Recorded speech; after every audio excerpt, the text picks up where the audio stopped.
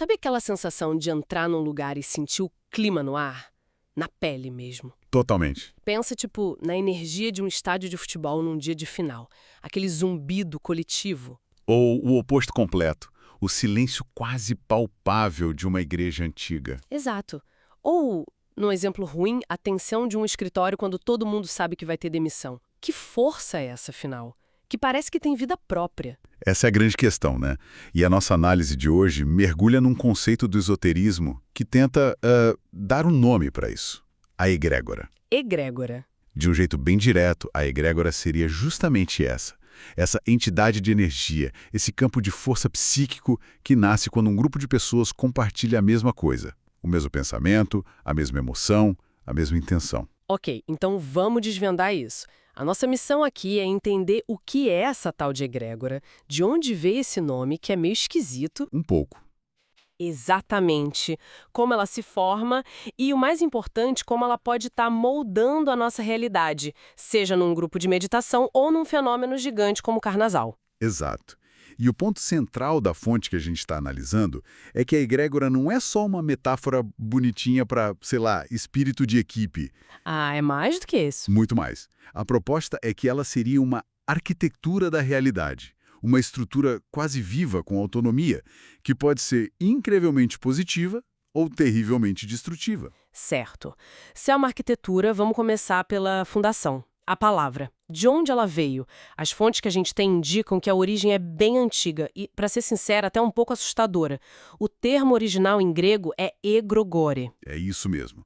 E esses egregoroi, que a gente pode traduzir como vigias ou talvez observadores, aparecem num texto apócrifo super famoso no meio esotérico, o livro de Enoque. Ah, o livro de Enoque. Exato. Lá eles são descritos como seres bem enigmáticos, uma espécie de anjos que viviam num mundo intermediário. O filósofo René Guénon, que era um estudioso disso, até fez um alerta. Um alerta. Sobre o quê? Ele dizia que o uso moderno do termo egrégora é uma apropriação total, que desvirtua o sentido original, que falava desses seres, e não de algo que a mente humana cria. Peraí. É aqui que a coisa fica interessante de verdade.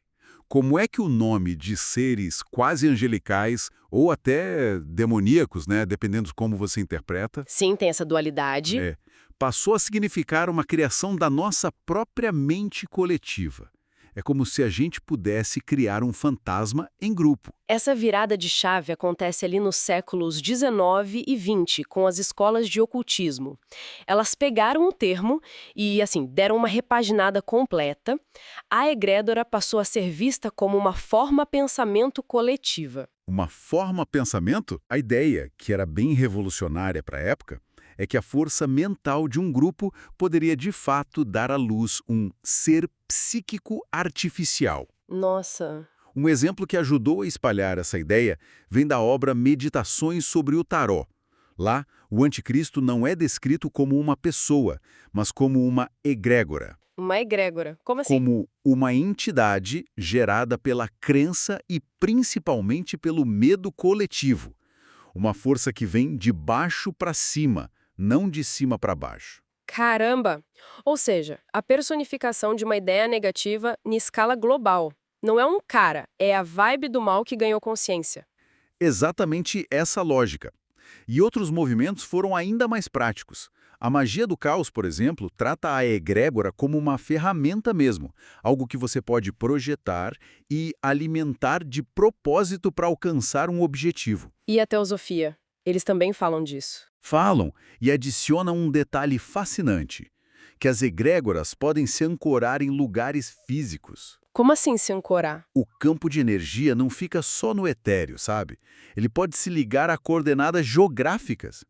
Ficar meio que preso ao templo, à sala de reuniões, ao estádio onde foi criado. Isso me leva a uma pergunta mais prática. Tudo bem, é um conceito bem abstrato esse de criar um ser psíquico. Mas se alguém quisesse criar uma, quais seriam os ingredientes? Como é que um monte de pensamentos e sentimentos vira essa coisa autônoma? As fontes dizem que elas se formam e vivem num plano não físico, o que chamam de plano astral.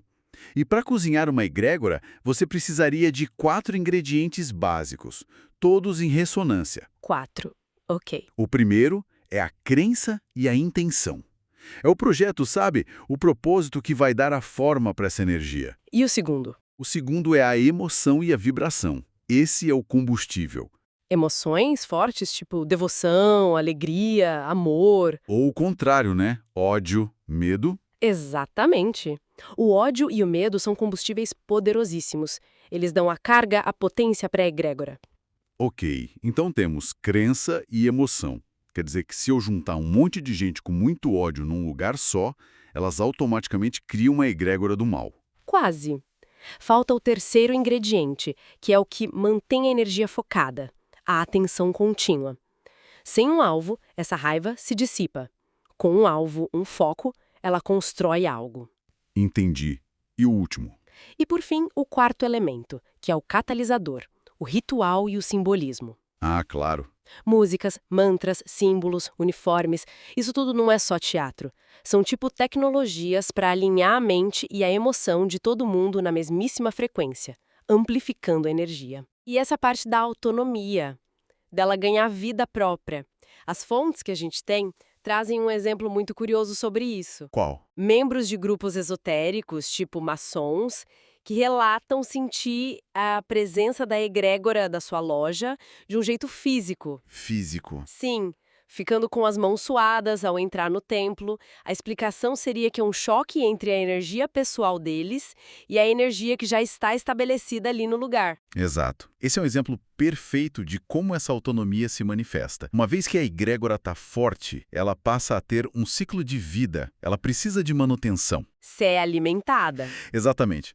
Com mais rituais, mais foco, mais emoção. Sem esse alimento, ela enfraquece e pode se dissolver. A dissolução pode ser lenta, se o grupo perde o interesse, que é o que mais acontece. Ou Pode ser intencional, com rituais de corte energético, para desmontar aquele campo de força. Isso se faz especialmente com egrégoras negativas. certo, vamos deixar isso mais concreto. Onde a gente vê essas regrégoras no dia a dia? A divisão mais simples é pela polaridade. Existem as egrégoras positivas, ou luminosas, criadas com intenções de cura, de paz, de fraternidade. Um grupo de oração, por exemplo? Perfeito. Um grupo de oração focado em ajudar alguém estaria, segundo essa teoria, formando uma egrégora de cura. E do outro lado, claro, as egrégoras negativas ou tóxicas. Criadas pelo medo, pânico, ganância. Ódio. Elas gerariam o que as fontes chamam de miasmas, impurezas astrais. Miasma parece algo saído de um jogo de RPG. Mas esse não seria o que a gente chama de energia pesada, sabe? Poluição emocional? É uma ótima analogia. Quando você entra numa sala onde duas pessoas acabaram de brigar feio e o ar parece denso mesmo sem você saber o que aconteceu. É isso. É a analogia perfeita. É exatamente essa a ideia. E quando a gente pensa nisso em escala de massa, o conceito explode. As grandes religiões, imagino. Com séculos de rituais, formam egrégoras poderosíssimas, movimentos políticos também, e hoje, as redes sociais. Não seriam as maiores e mais caóticas fábricas de egrégoras que existem? Nossa, sem dúvida.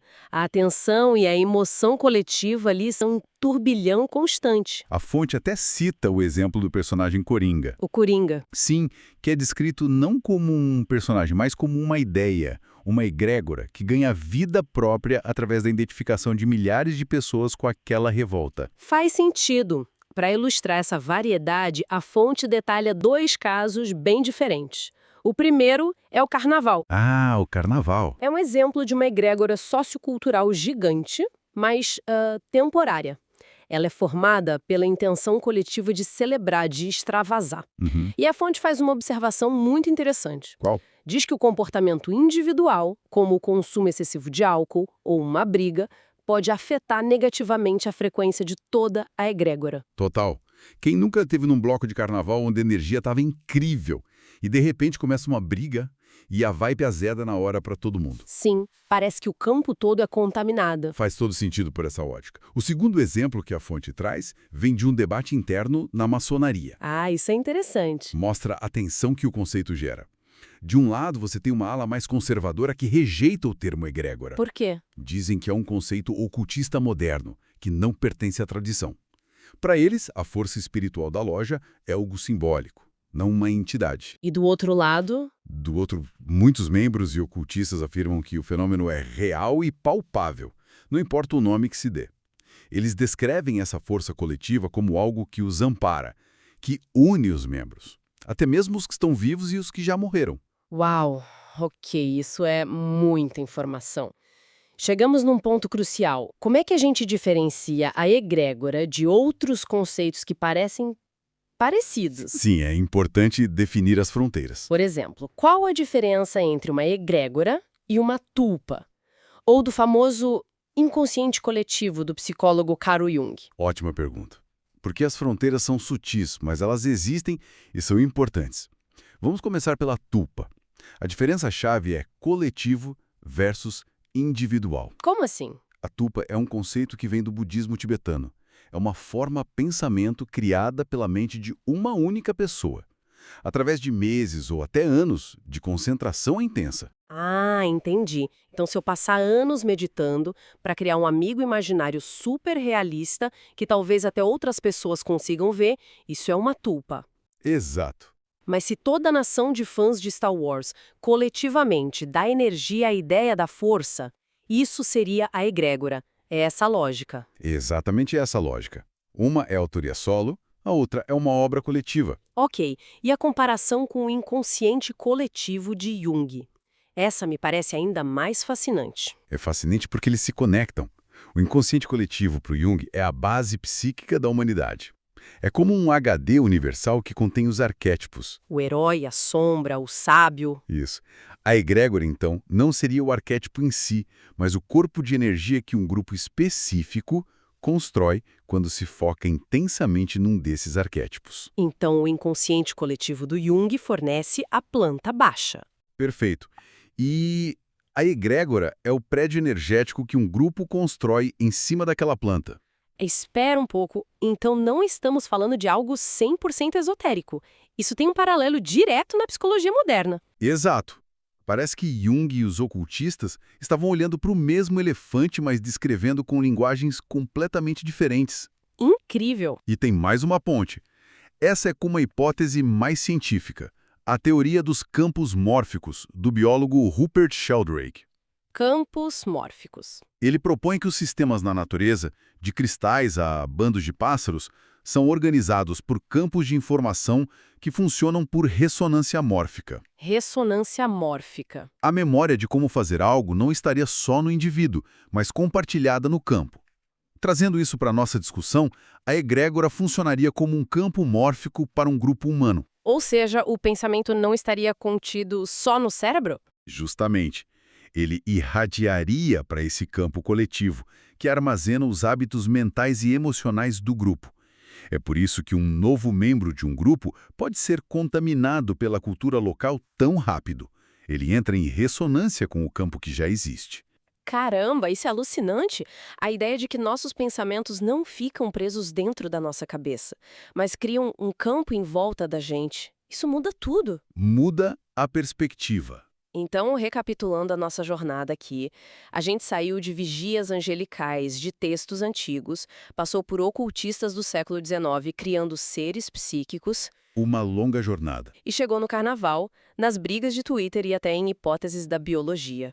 No fim, a egrégora é essa ideia de que a nossa consciência coletiva é uma força criadora, real, pro bem e pro mal. É exatamente isso. E o ponto final da fonte é que entender esse conceito, mesmo que seja só como uma hipótese, nos tira da posição de espectadores passivos e nos coloca como arquitetos ativos da realidade. Arquitetos ativos, gostei disso. É o reconhecimento de que nosso foco, nossa intenção, nossas emoções, quando se juntam com as de outras pessoas, elas não somem no ar. Elas constroem coisas, coisas que têm poder. O que nos deixa como uma reflexão final, um pensamento para levar. Se essas egrégoras, esses campos de energia, são formados e alimentados pela nossa atenção e pela nossa emoção, que campos nós estamos, talvez, sem nem perceber, fortalecendo todos os dias, com os posts que a gente curte, com as notícias que a gente compartilha e com as conversas em que a gente escolhe entrar.